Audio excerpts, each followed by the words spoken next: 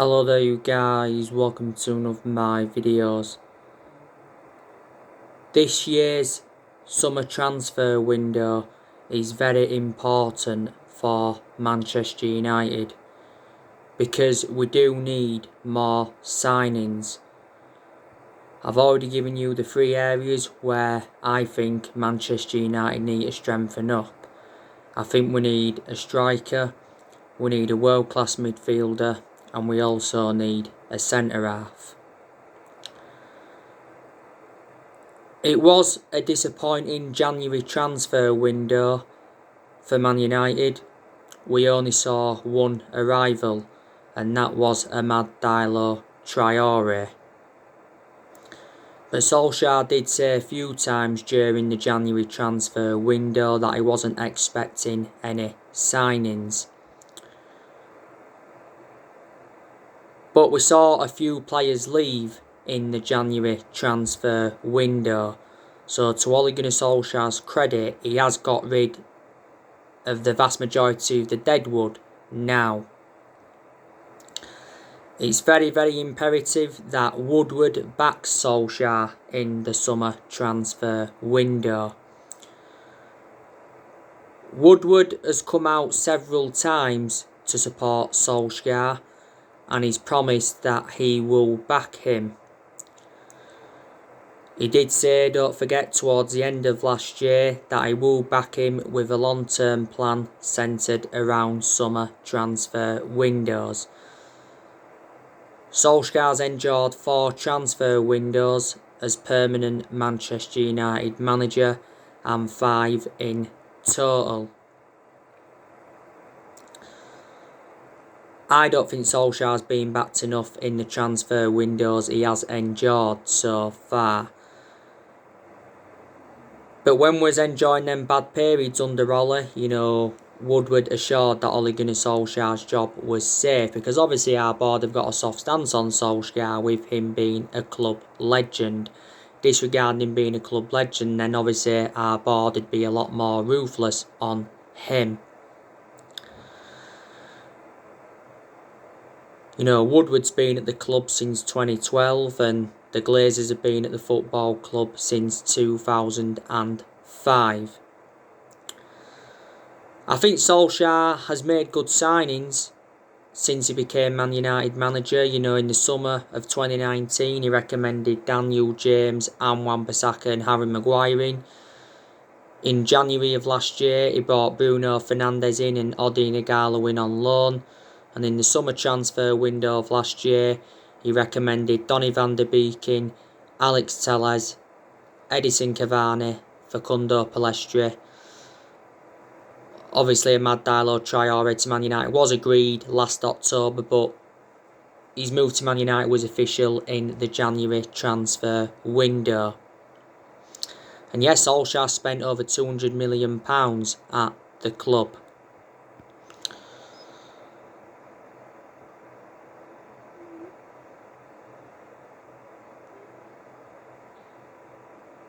Now, on my recent video, I give you the news on David Alaba from Bayern Munich. Bayern Munich CEO Karl-Heinz Rummenigge is 99.9% certain that David Alaba will leave Bayern Munich in the summer. Apparently, David Alaba favours a move to the Premier League over Real Madrid, because it did say that Real Madrid were in pole position to sign Alaba on a 3, and it said Alaba agreed a 4-year contract with Real Madrid. So we've been handed a transfer boost around David Alaba, and so too have Chelsea. His agent is waiting for offers from the Premier League. Now, Alaba has been at Bayern Munich for 11 years. He's made over 350 appearances and he's won 20 major honours.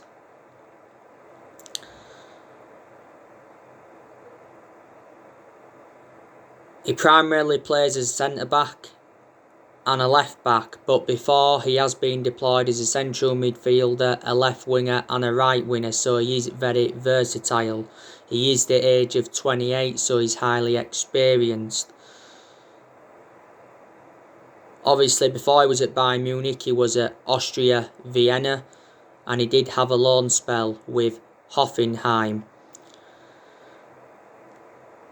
But yeah, he has turned down a new deal from Bayern Munich.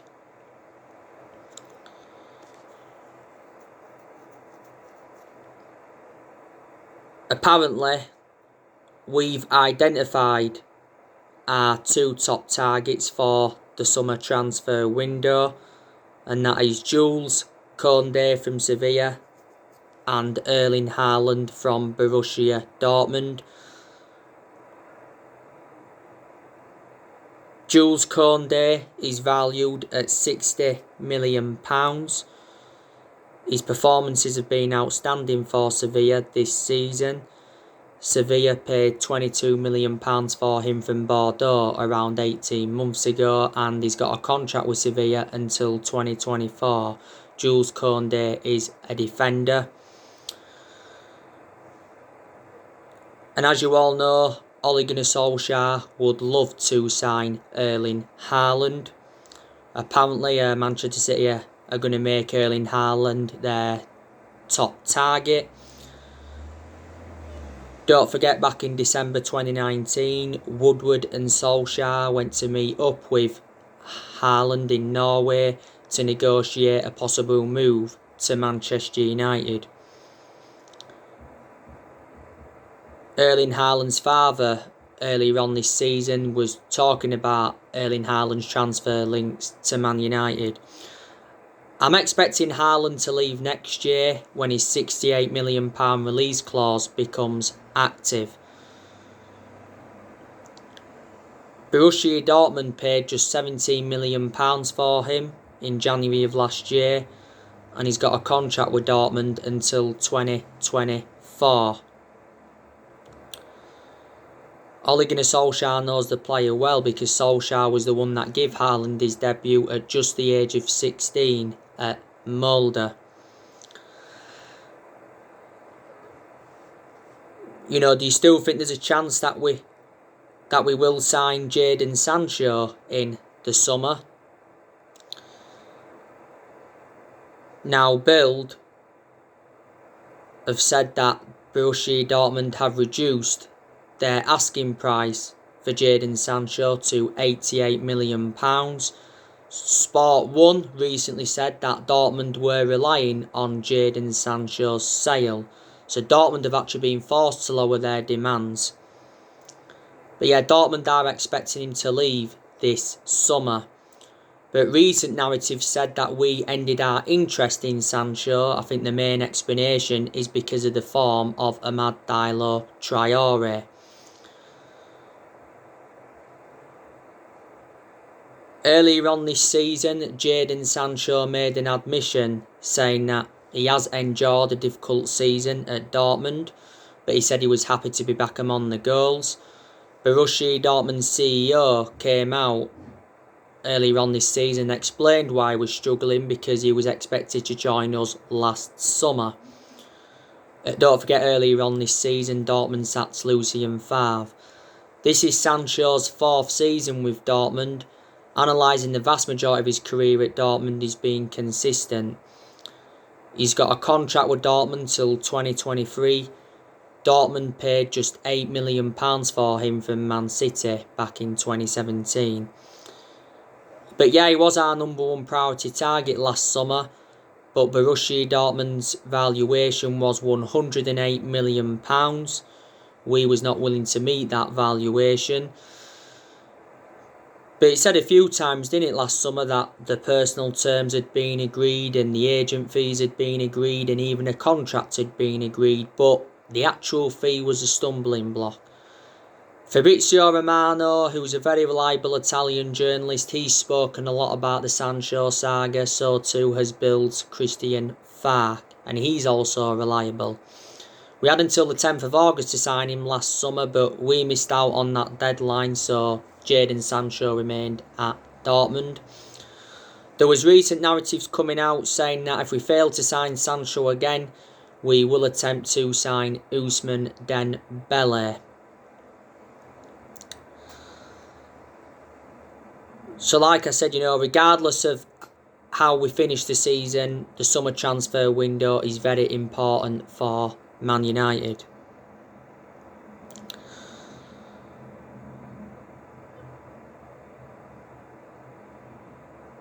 I think Ole Gunnar Solskjaer has made very, very good progress in the last year or so, because obviously Solskjaer has been getting the best out of the players. Performances have been improving. We've been very, very good away from home.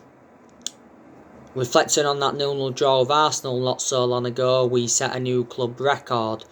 We are unbeaten in our last 18 Premier League away games. So we are unbeaten away from home in the league for over a year. We've won a few games at Old Trafford this season, but we haven't been as good at Old Trafford as we have been away from home. But I think we've lost, 5 games at Old Trafford in the Premier League this season. We were unbeaten in 13 Premier League games until Sheffield United had beaten us.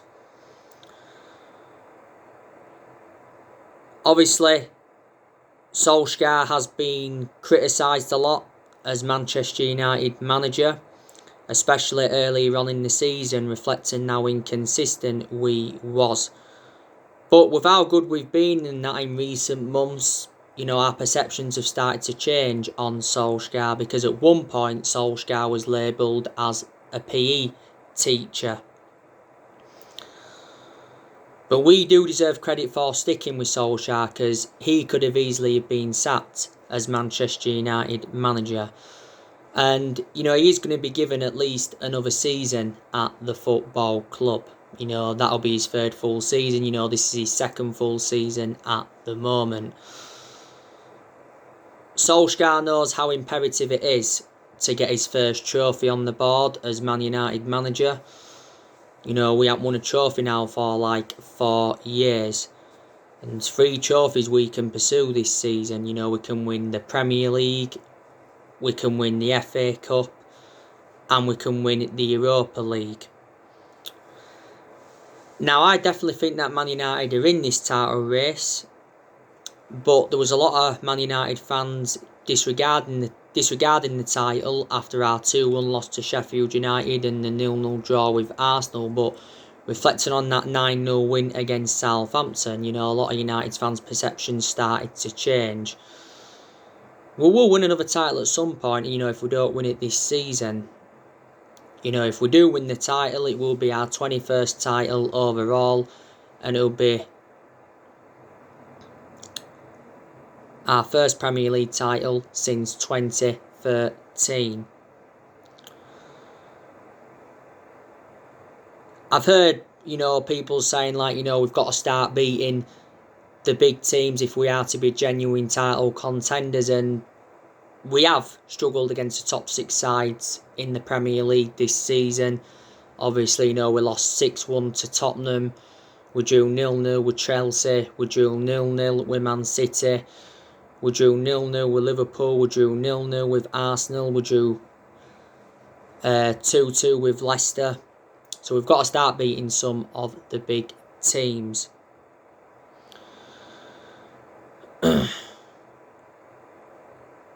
I still think there's things that Ole Gunnar Solskjaer has got to do at the football club, like I've gone through with you. I think he's got to identify his best 11, because I don't think he knows his best 11. I think he's got to give Donny van de Beek more opportunities.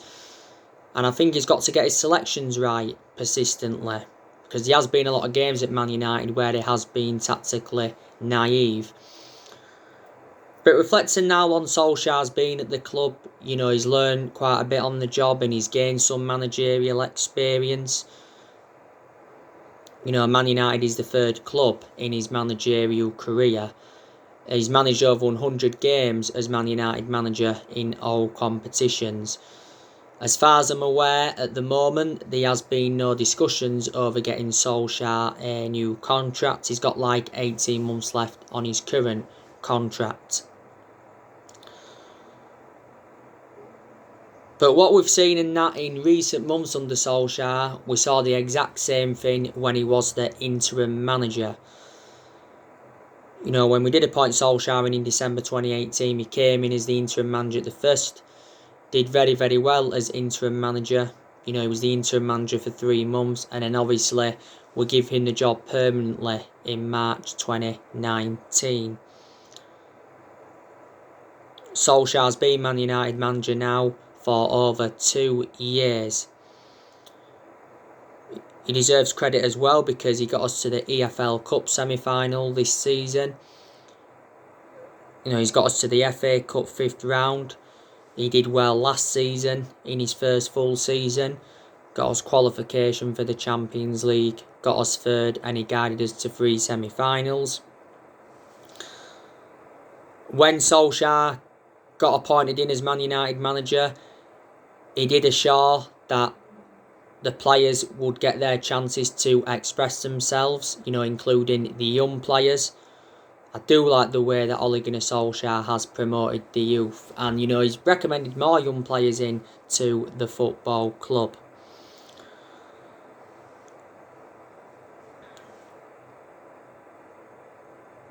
Solskjaer is inheriting players from other managerial eras. You know, the vast majority of this team is Jose Mourinho's.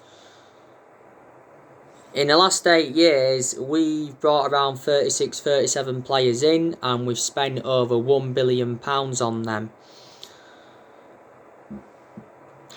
We've also got players on big contracts at the club. You know, we've had different managers with different philosophies since Ferguson left. 3 managers have been sacked since Ferguson retired, and that was Moyes, Louis van Gaal and Jose Mourinho, and we're not even really known as a sacking football club. Mauricio Pochettino was the favourite to take over us, don't forget. You know, he was the favourite to take over after Mourinho got sacked, and he was also the favourite to take over when Ole Gunnar Solskjaer was under pressure. Obviously, Pochettino is PSG's manager.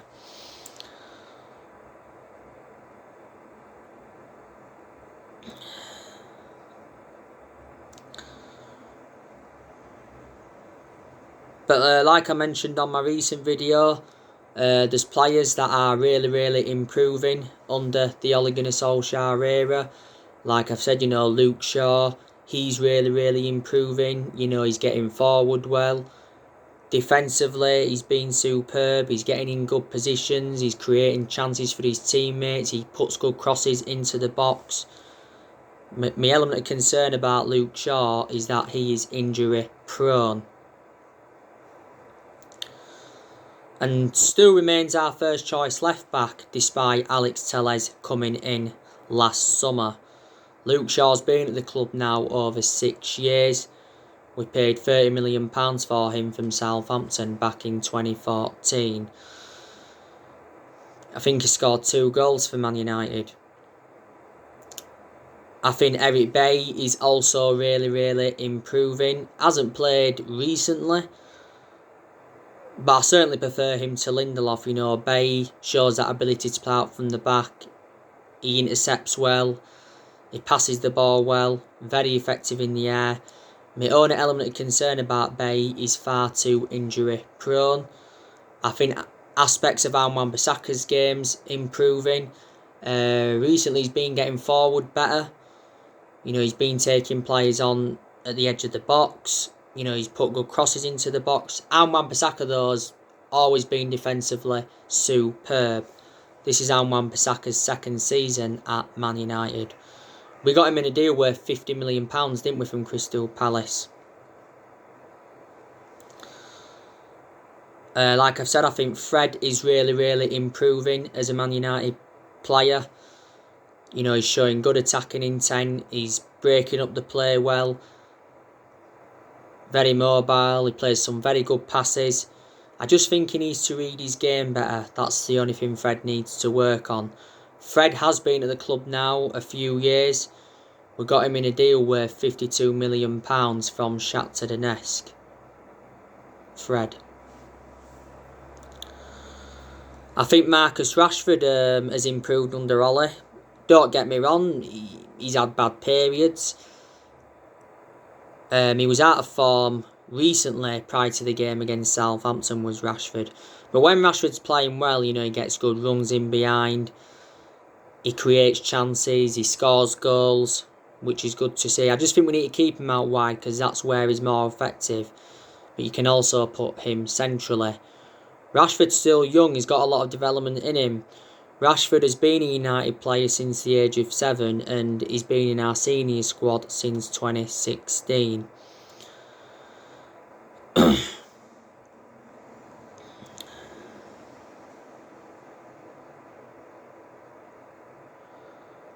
I think Paul Pogba has improved under Solskjaer. I think the vast majority of Paul Pogba's performances since he came back from that ankle injury that he had early on in the season have actually been very, very good. Pogba was out for the vast majority of last season with an ankle injury. Few times recently we've put Paul Pogba in more of an advanced role.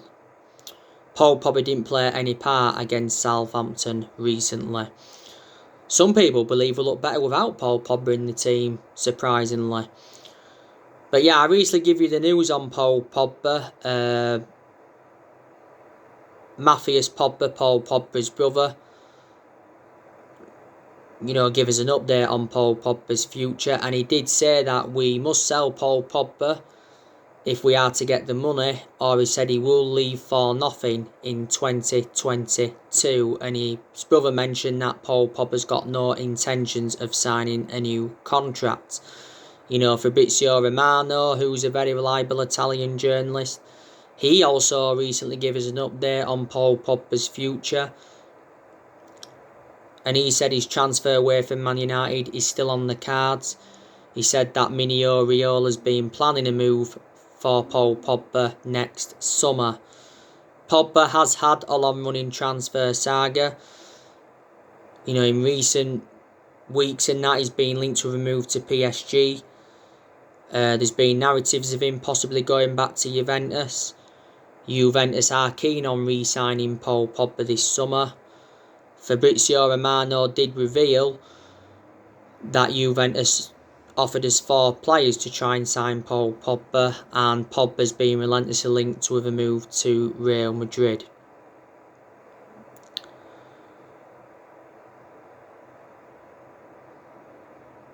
This is Paul Pogba's 5th season at the club since he rejoined. He's our most expensive sign at the moment because we paid £89 million for him. Said a few weeks ago that Pogba was considering making a U-turn at the club, and he contradicted his agent Mino Raiola for the second time. And I think his future is on hold until the end of the season. So, according to what his brother said, he won't be signing a new long-term contract at Man United. But earlier on this season, we triggered that 1-year extension on his contract. So, he's under contract on Man United until June 2022. Mino Raiola made an announcement, don't forget, back in December. Solskjaer was obviously furious with Mino Raiola's announcement. But like I've said to you, there's a lot of good players in our team. Obviously Bruno Fernandes, he's our best player. And is the best signing we have made since the Sir Alex Ferguson era, because Bruno Fernandes has made the difference in the team. Fernandes denies that he needs a rest because obviously he wants to help the club win trophies. Bruno Fernandes is planning on spending many years at Man United after his 12-month anniversary. In most of his games at Man United, he has been very, very consistent. There's only been a few games where he has looked off the pace, and he's predominantly a number 10. Now, recent narratives said that Man United are 3 months into contract talks with Bruno Fernandes. So we're already looking to extend his contract. Bruno Fernandes' current contract with us expires in 2025, but there's also an option of a further year, because when Fernandes came in, he signed a 5-year contract with Man United. We paid £47 million initially, but the overall cost with add-ons, I think, is just over £67 million.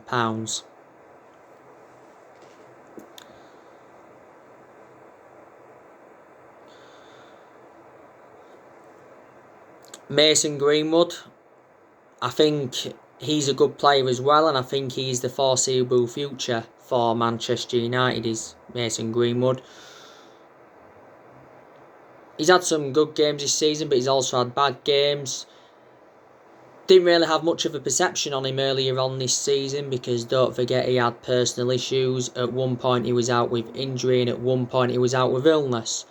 Ollie's defended Mason Greenwood a lot this season. Edinson Cavani, he's made a fantastic impact since he come in. We got Edinson Cavani on a free transfer last summer on deadline day.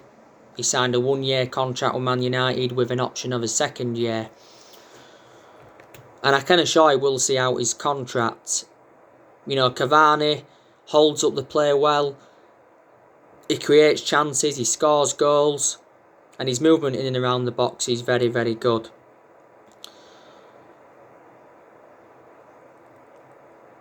Cavani has got an ankle injury. He sustained it in our 9-0 win against Southampton. This is why obviously Solskjaer taking him off at half time. Hopefully the ankle injury is not too severe. Donny van de Beek, now I think he's a good player when he plays.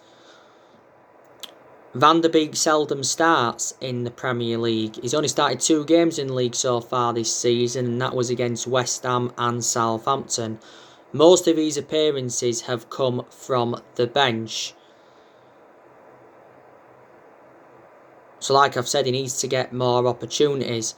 Now, Solskjaer's already promised Donny van de Beek more game time at Man United, but he did make an admission saying that Donny van de Beek is unhappy at the club with his lack of game time. We got Donny van de Beek in a deal worth £40 million. We paid £35 million up front, and there was £5 million in add-ons. And Van de Beek's under contract with us until 2025. He can play in 3 different roles. You can put him as a box-to-box midfielder. You can put him as a number 10. That's where we actually started him against Liverpool in the Cup. And you can put him out wide. At Ajax, he was predominantly a box-to-box midfielder. But yeah, during the January transfer window, we rejected several loan offers for Donny van de Beek. That was stemming from ESPN. We wouldn't let him leave in January. Ronald de Boer urged us to let Donny van de Beek go. So obviously it boosts his chances for the Euros.